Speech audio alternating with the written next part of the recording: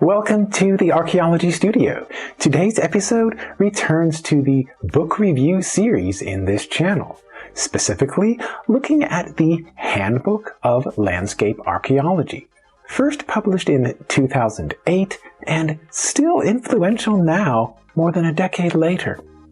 Many books have been published about landscape archaeology, but this handbook has been useful for embracing the broad perspectives that could be included within the field of landscape archaeology. As you may know, landscape archaeology incorporates the diverse aspects of natural and cultural history, and therefore this field of study accommodates multiple perspectives.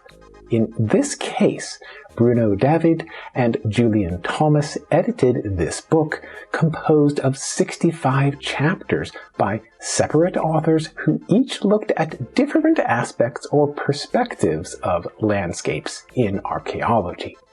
The book offers more than 600 pages of main chapter text, followed by information about the authors and a comprehensive index.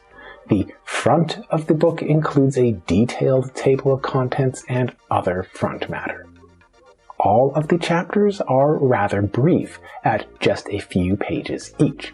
Often, the lists of literature references are longer than the main chapter texts.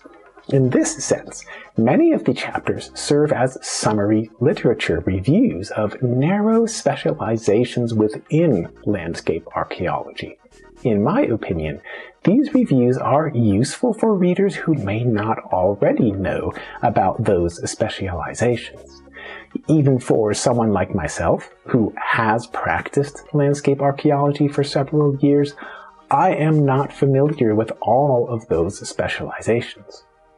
For the aspects of landscape archaeology that are most familiar to me through my own work and experience, the chapters in this book are accurate. The brevity of just a few pages for each chapter means that the content cannot be explored thoroughly. Rather, each chapter presents an accurate, yet greatly abbreviated summary of one or another specialization within the larger view of landscape archaeology. The chapters offer summaries about the history of research in major world regions, and about the diverse ways of thinking about landscapes in archaeology. Given the dozens of different perspectives, at least one chapter in this book probably will resonate with your own thoughts and ideas about landscapes in archaeology. The other chapters could help to broaden your awareness of other perspectives, and then you could decide on your own about what might work best for you.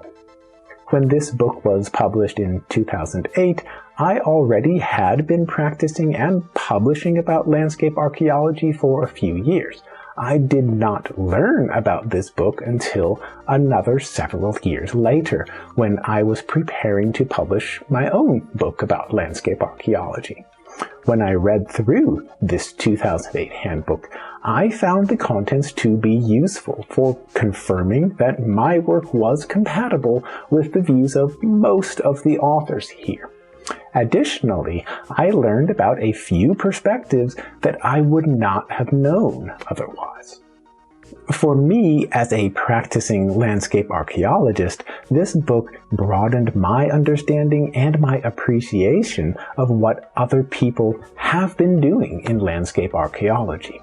The book did not change the way that I perform my research. It did, though, give me more ideas about how to publish my findings in ways that interfaced more positively with these various academic perspectives outside my own views. Any one of the chapters could be expanded into a full book-length treatment on its own. Indeed, many such books are noted in the lists of literature references in each chapter. Personally, I prefer to read a book by a single author who can present a wealth of primary datasets in a consistent and cross-comparable manner. supporting logical interpretations in a single, coherent presentation. When I read an edited volume, like this 2008 handbook, then I know already that the purpose is to incorporate several different perspectives. I know that I will not find a complete treatment of landscape archaeology from any single point of view.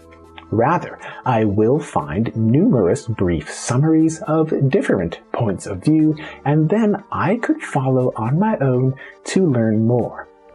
As an edited volume, this book was successful in its goals. Students and professionals can learn about many different perspectives and specializations within the broad field of landscape archaeology.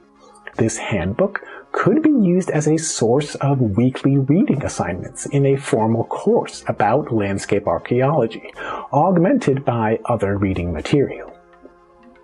I should note that this 2008 handbook is now more than 10 years old. The core concepts have not changed, and these aspects have remained just as valuable today as when they were first published in 2008. In terms of substantive research findings in landscape archaeology, the 2008 handbook surely could be updated. Even back in 2008, this handbook did not represent all of the world's findings in landscape archaeology. The primary purpose was for presenting different perspectives in landscape archaeology, and readers would need to look elsewhere for more details of substantive research findings. In concluding this episode, I hope that my review was useful for you. Future videos in this channel will offer more book reviews among the other content that you can expect to find here. Please remember to subscribe to this channel, share with your friends, and see more online videos with the Archaeology Studio.